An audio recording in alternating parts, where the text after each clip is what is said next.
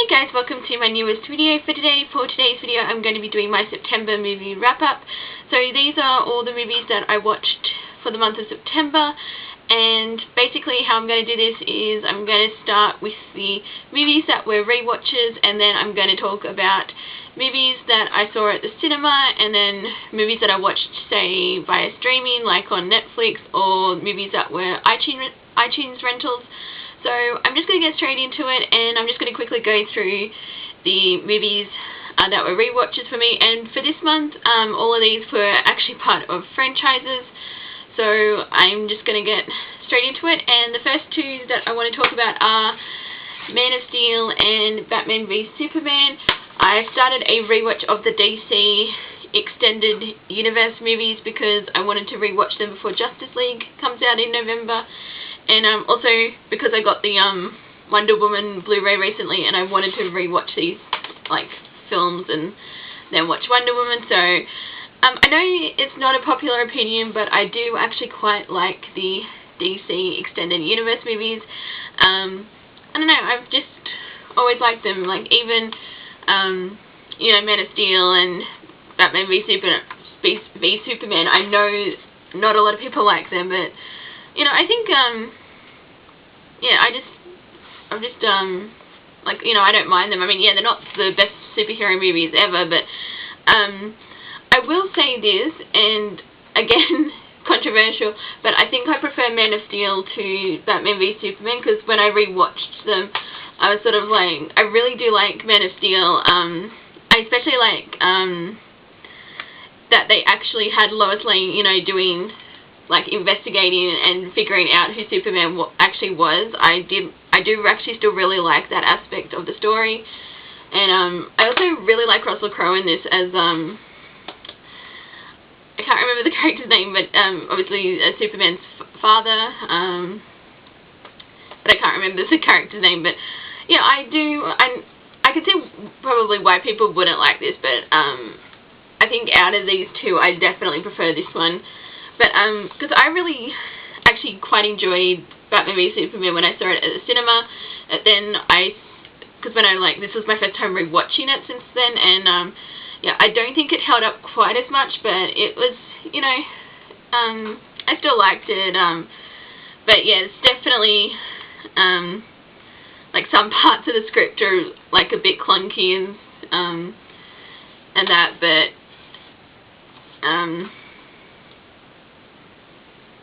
yeah, and I will also say, because I know one of the main criticisms of this movie was Jesse Eisenberg's performance as Lex Luthor, and while I first watched this, I didn't have an issue with it, but on rewatch, I did actually find I didn't like his portrayal as much, but yeah, like, this still both, like, I still find them to be good movies, but yeah, this Man of Steel I definitely prefer over Batman v Superman, but I would give both of these films 4 out of 5 stars. So that's Man of Steel and Batman v Superman.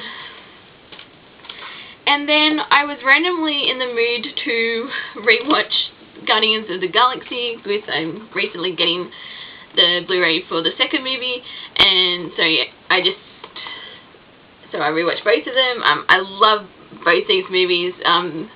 They're just so much fun, and I still think I actually prefer the second one to Guardians of the Galaxy, but you know, it's still a great movie. I love the soundtrack, I love the characters. It's just, yeah, it's just as I said, just a lot of fun, and you know, I love especially second one, I love Baby Groot. It's honestly, I think the movie is 5 out of 5 just for Baby Groot alone. Yeah, I just love the character so much, especially like the one scene when they're on the Ravager ship. Yeah, that's one of my favorite scenes ever. I think it's just I just found it so hilarious. But yeah, I really love both these movies, and they're among my favorites of the MCU. So it was just a lot of fun just to visit them. So yeah, so I rewatched Guardians of the Galaxy Volume 1 and Volume 2. then I also started a rewatch of the Despicable Me movies because I never got to see Despicable Me 3 in the cinema because I was planning on going, and then I ended up being sick that week, and then because this year I've sort of I'm not seeing as many movies in the cinema. I'm trying to limit the ones that I do go and see, and because there were other movies out at the same time that I wanted to go and see, I didn't end up catching up with Despicable Me 3, so I decided that I was going to rewatch the films, and then later on in the next month or so I'm going to rent Despicable Me 3 from iTunes and watch it that way. So yeah, so this past month I rewatched Despicable Me and Despicable Me 2. I love both these movies. These are, yeah, they're easily 4.5 out of 5 stars for me. They're just so cute, and just, you know, they've actually got a lot of heart to like these films. And yeah, I love Gru and his relationship with the girls, and you know, I love the Minions, and yeah, I just always enjoy watching these, and it had actually been a few years since I've seen them. Because I think when I first watched them, I did prefer Despicable Me 2, but on rewatch, I actually do think I like the first one more. But overall, like, you know, I still love both of these films, and yeah, so I'm gonna hopefully this month or November, I'm gonna rewatch Minions, and then I can you know, finally see Despicable Me 3. So, but yeah, I just love these films, as I said. So that's Despicable Me movies. And then the last movie that I saw that was a rewatch for me, and because obviously we saw Ragnarok coming out at the end of October, I wanted to rewatch the Thor films, and so I rewatched the first one. I know a lot of people are divided on the Thor franchise, but I actually have quite a personal soft spot for this for these films, because this was actually the first MCU movie that I saw at the cinema back in 2011, and you know, I've seen every single one since. So, but yeah, I do quite enjoy the Thor films. So, and yeah, it's I do think it's a good introduction to the character, and I love seeing especially going from Asgard to Earth, and then seeing he's trying to deal with not having his powers, and just yeah, I sort of like the character journey that he takes from, you know, the start of the movie to the end, and he sort of when he realizes, I guess, with I guess how arrogant he'd been, and that he wasn't ready to be like a ruler, and then just sort of, yeah, just seeing his character grow throughout the film, I think is actually quite interesting. So but I will say, actually, what's the character's name? Selvig, I think. Eric Selvig, is that the character's name? I actually forgot how actually funny he was in this movie, especially when he's gone to rescue Thor when he's been held by S.H.I.E.L.D. That whole scene is just, I actually forgot just how funny that one was. It's that scene's probably one of my favorites in the movie. So but yeah, it's just, you know, a lot of fun to revisit, and I would give this one 4 out of 5 stars. So those were the movies that I rewatched this past month. So I'm now going to talk about the movies that I saw at the cinema, and I only saw 2 movies this past month because, as I said, I'm trying to limit, with how many, what movies I do choose to see at the cinema, just because I've started to realize that a lot of the films that I've been seeing have been very average, and I could have just easily waited, you know, 3 months and then, you know, rent them on iTunes, so save a lot more money that way. I love going to the movies, but yeah, just, I think from here on out, I'm just going to be very selective what I pick. So even if I go, you know, twice a month, then I'll be fine with that. So this month I ended up seeing Mother, which is Darren Aronofsky. Is that his? I'm not sure if that's his name or not, but yeah, it's his new film, and it stars Jennifer Lawrence, who was actually the main reason I wanted to see this, because she is actually one of my favourite actresses, and I do tend to go out and see her films. So that was one of the main reasons that I went, because otherwise I don't think I would have probably sat through this movie, if I'm being perfectly honest, because I knew it was a horror, and like going in, I knew it was a horror film, and I knew that like there was a homage to Rosemary's Baby, which I have actually seen, and yeah, what I wasn't expecting was just how crazy the film was going to end up, especially in the third act. Like, that completely threw me for a loop, and I have to say this movie is probably one of the weirdest and most disturbing movies I've seen. So, yeah, especially one of the scenes in the movie, which I don't think I'm getting out of my head anytime soon. But I will give this film credit. It has actually, I've still been thinking about it from, especially, with the religious, allegories, is that the right word, with the symbols and, the meanings of the film, and I have been actually, just going through it and, seeing, my interpretations with the movie and that, and so I will give that credit. It's definitely stayed with me, and, I have been thinking about it.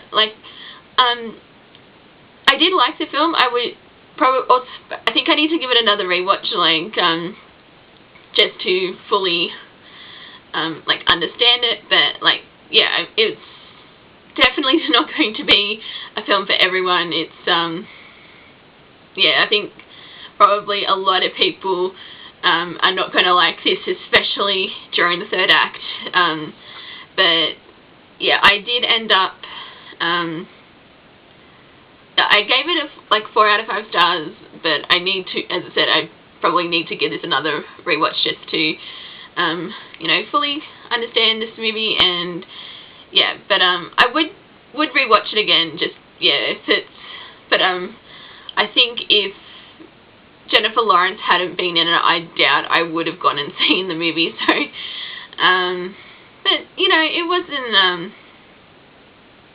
up until the third act, it was actually, I quite liked the quiet setting of the film, and just sort of seeing, the relationship between Javier, Bardem's character, and Jennifer Lawrence's, seeing them trying to build their lives together, and, with the country setting, and I did actually quite like that, small scale, minimalist setting at the start, and then, yeah, because obviously by the time you get to the third act, it goes, completely bonkers, basically, but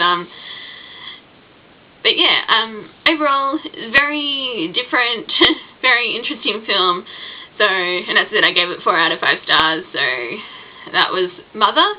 And then the other film that I saw this month was Kingsman: The Golden Circle.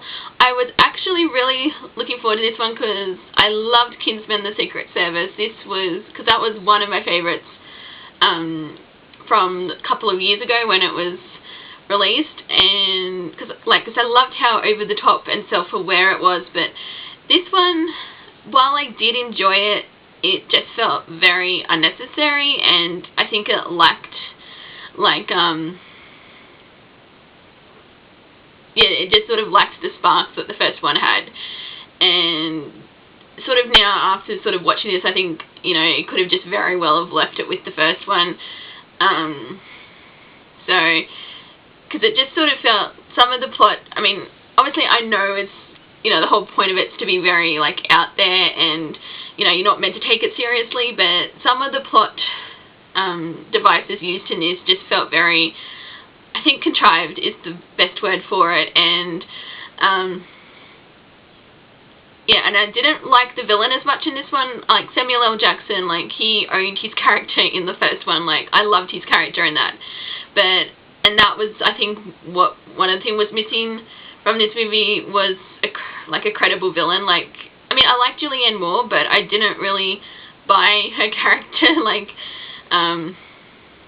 yeah, that whole theme just seemed a bit, yeah, I guess, again, contrived, but I ended up giving it 3.5 out of 5 stars, but yeah, it's definitely not as good as the first one. So yeah, so they were the two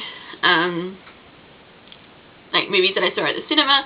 So I'm going to now talk about the one movie I watched on Netflix, and that was The Giver, which came out in 2014, and I was interested in seeing it, but I think it either never, I don't know if I didn't get to it in the cinema for whatever reason, because it sort of seems like the movie that I would have seen at the cinema, but for whatever reason I never got there, or there was probably like other ones I was more interested in seeing at the time, because I know in 2014 I had a lack of funds to go to the movies as often as I wanted. So yeah, so for whatever reason it's just taken me so long to actually see The Giver, which is yeah, it actually didn't turn out to be like all that bad of a film. Like, I haven't read the books that it's based on, because I know a lot of people love the books. Like, cause I think there's like 4 books in the series, like the Giver series, and like I thought it had a very interesting premise. Like, because it's sort of like, it's set in a society where no one remembers anything from the past. It's sort of like, it's this very idyllic society. Like, everyone does their bit to make sure things run smoothly, and like everything's got to be done in an orderly fashion. And yeah, I thought that sort of like was an interesting world. And then because you sort of got this one where it's like there's one, because everyone at the end of their schooling education, they get assigned jobs, like, so that they can continue to contribute to society. And our main character, he ends up, he doesn't get assigned initially to a job, and then he gets given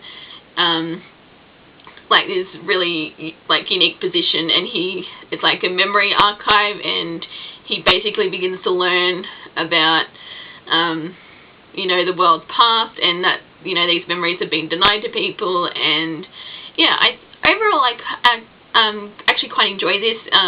Yeah, it wasn't anything like too special, and like some, I wouldn't say it's necessarily like original with like the dystopian young adult like series and that, but I liked it for what it was, and I did give it 4 out of 5 stars. So I will probably along the lines actually get a copy for myself, because I can see me rewatching it. But yeah, so that was the movie that I ended up watching on Netflix. And then the remaining 6 movies that I have to talk about were all iTunes rentals. So because this past month I ended up taking advantage of some of the 99-cent like deals that they have. Like, you can rent a movie for 99 cents, and that's where a couple of them came from. So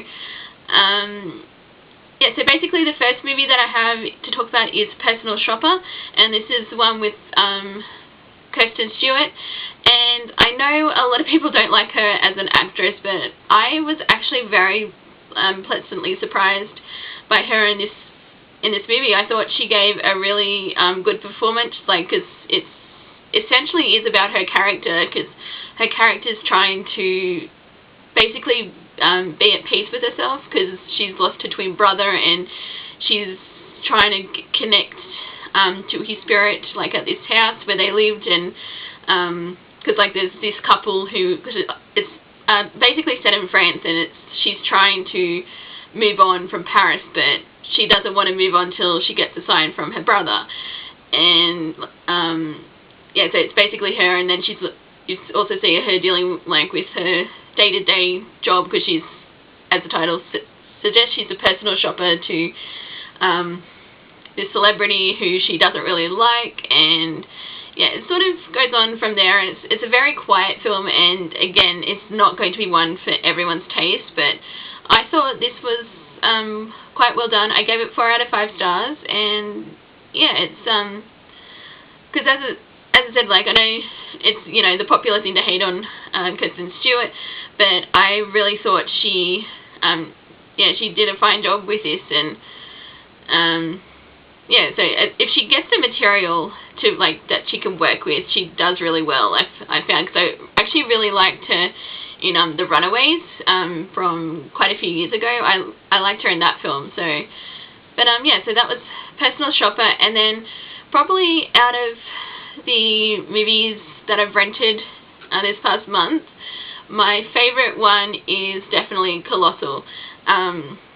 This movie I really enjoyed, because this has Anne Hathaway. She plays like, her character is basically, she's having like a mental breakdown because, you know, she's an out of control party girl. She loves drinking, she doesn't want to work, and then like till her boyfriend basically kicks her out of their apartment and says, you've got to straighten yourself up. And then she returns to her hometown, and she basically, from a set of like, there's some events that happen, and then in the middle of this, there's a random monster appears in Korea, and yeah, and then throughout the film she begins to realize it's connected to, like, her, like she's connected to this monster. And yeah, it's a very different premise, but you wouldn't think such a concept would work, but it does, and I really enjoyed it. I gave it 4.5 out of 5 stars, and I would definitely recommend actually checking this movie out, because I didn't really, and I also would recommend not going in with like going in blind, because I didn't really know all that much about it. Just, you know, that, you know, there's a monster and it was connected to this girl having a mental breakdown, and I really enjoyed this movie. So yeah, definitely was a highlight out of what I've seen this in September. So there we go, that was Colossal. And then I ended up watching The Edge of 17,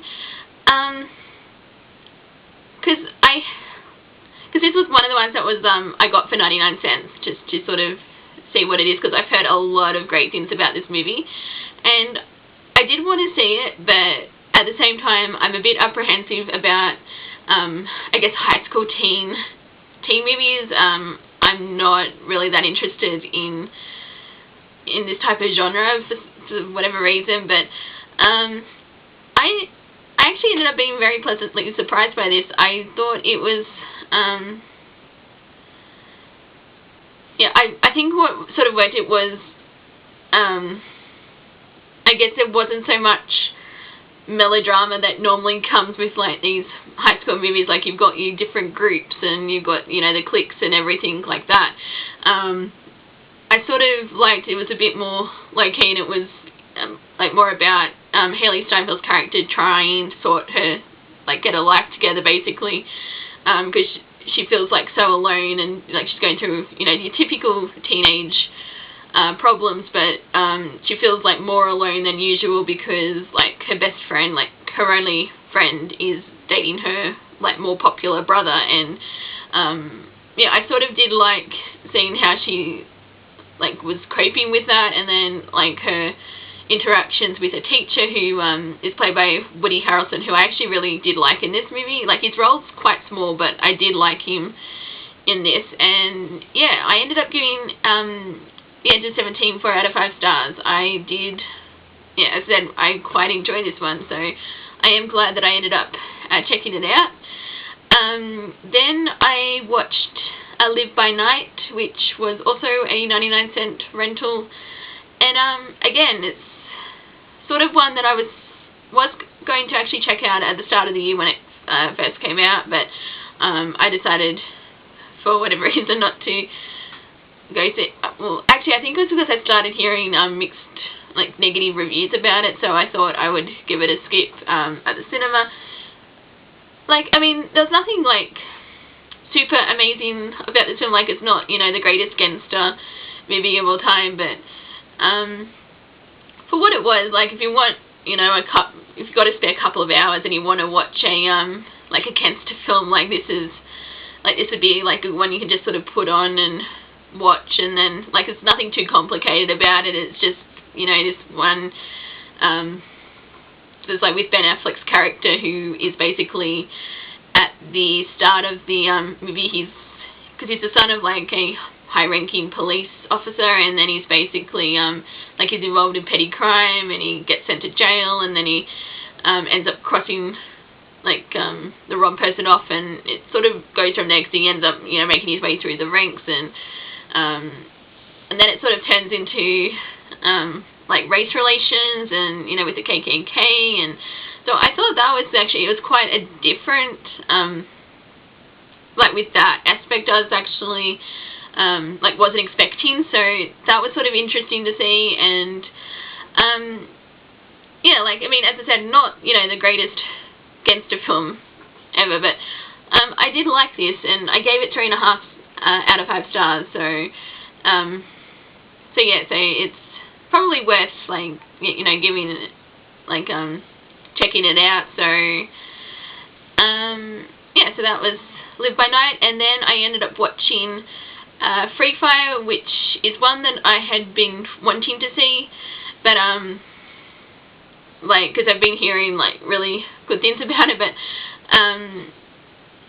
I did end up liking this, but I think I had a very different idea on what this movie was about, because my idea of the film was that it was just going to be one massive shootout, like, that was going to be from start to finish, it was just taking place in this one shootout. But what I didn't realize was that, you know, the first half hour is basically just setting up this meeting, which is, you know, to, like, with, oh, what were they doing? Weapons, that was, like, they were buying and selling weapons, like they were doing a deal, and, yeah, and that first half hour, it was just about that, and, yeah, I wasn't, I thought it was going to be, like, action from the get-go, and I think that kind of threw me off, and, like, I did like the film, but I was, but I think I might have hyped it up a bit too much, because I think I was expecting, oh, it's just going to be this big shootout, and that's it, and, it wasn't quite that. I mean, yeah, most of the film is in a shootout, but, yeah, it sort of takes a bit to get going, and I thought, I did think that kind of threw me off a bit, so, but as I said, I still liked it, just maybe not as much as what I was hoping to like it, so, I gave it 3.5 out of 5 stars. I would rewatch it again, but, yeah, especially now knowing that it takes, you know, a bit for the shootout to actually happen, I think that'll help in the rewatch, so, yeah, so that was Free Fire, and then the last movie that I ended up watching, and the last movie for this, wrap-up, that was, King Arthur, The Legend of the Sword, I think that's the title, the Guy Ritchie film from this year, and, again, I was planning on seeing this in the cinema, started hearing, really not so great reviews about it, so I decided, well, and actually I think something else came out that's the same day that King Arthur did, so I saw another film. Oh no, I think John Wick 2 came out that same day, because we didn't get here in Australia, we didn't get John Wick 2 until, like, May, so we had a bit of a wait for that one, but, yeah, so I decided, like, just to wait, and I ended up renting it, and I will say that I'm glad I rented it, because this film was very average. I think it helped going in with very low expectations, so, because, like, you know, I had no expectations to meet, so, like, yeah, just not expecting much, and, yeah, that was essentially, what I got. It was just a very average film, like, because I think, you know, they were trying to be, like, you know, all these, like, quirky, offbeat humor and, like, witty, conversations, and, like, I appreciated that they were trying to be different, but I don't think it meshed well with, the overall tone of the film. Like, it didn't know whether it was going to be, like, this dark, you know, fantasy with Arthur trying to get back his throne, or, you know, it wanted to be this, I guess, a bit humorous film. So the styles didn't really work, and yeah, it was sort of, I didn't really connect to any of the characters. It was sort of, had like to really feel sympathetic for them, and yeah, like it wasn't, you know, I guess, but at the end of it, wasn't really anything special. Like, not my favourite King Arthur film. I actually prefer King Arthur from 2004 with Keira Knightley. I prefer that film to this one, so I don't think I'm going to be rewatching this one. If I want to rewatch a King Arthur film, I will watch that one. So, but yeah, this, I only, like, the King Arthur Legend of the Lost Sword, I only gave 3 out of 5 stars, so it was not one of my favourites. So yeah, so that is basically everything that I watched for the month of September. So yeah, I'm just going to stop it here, and thank you guys for watching, and until my next video, I will see you guys next time. Bye!